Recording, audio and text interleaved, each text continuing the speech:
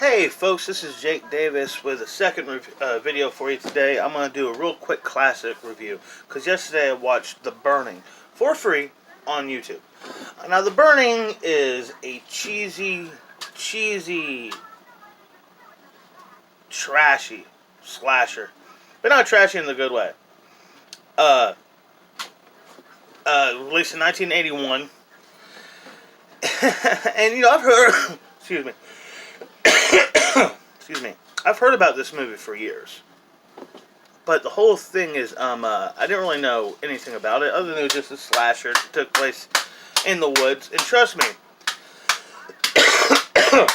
it's a poor, cheap ripoff of Friday the 13th, which was a poor, cheap ripoff of Halloween.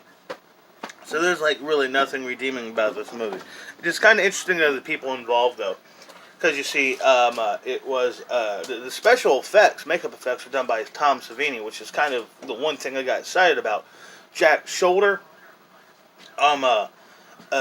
edited the film. He was a cutter, and he went on to direct a pretty good horror movie called The Hidden from the 80s, and also the first Nightmare on Elm Street sequel.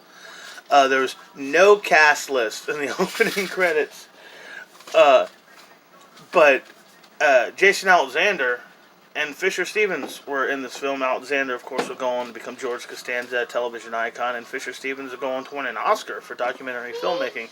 And this film was also, I guess, co-written or the story by and produced by Harvey Weinstein, who would go on to be indicted for rape. Which is telling in this movie, because I swear to God, almost every single interaction between a man and a woman in this movie is really uncomfortable. The guys are, every single dude is really forceful in this film. It's wow. These were red flags.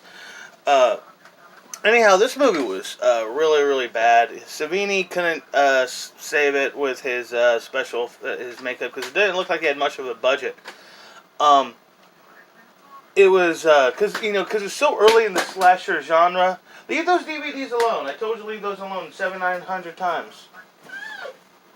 Anyhow, you tell they really didn't have a budget, and the thing was so early into the calm down slasher genre that a lot of the stereotypes and cliches, there's no final girl, there's no mystery to who the killer is.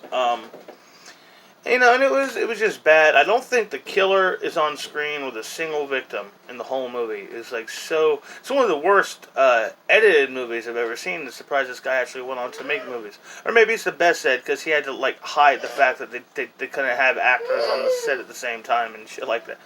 Can you stop pitching a fit? I don't care. Pitch a fit. Psh. Anyhow.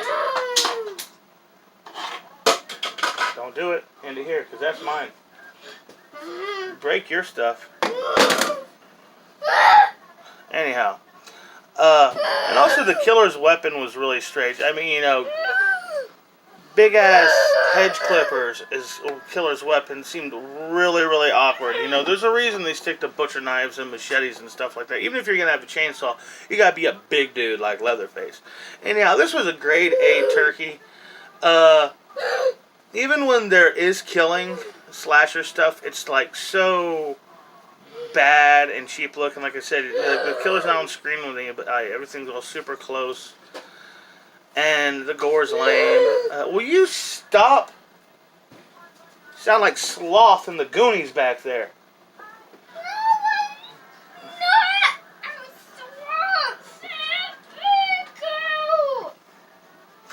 Anyhow.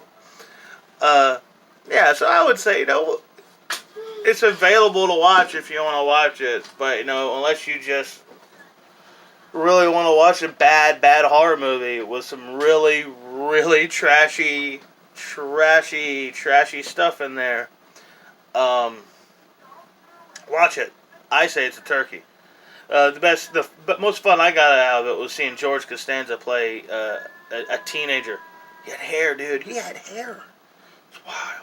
Anyhow, I'm Jake Davis, and I'll catch you on the fly.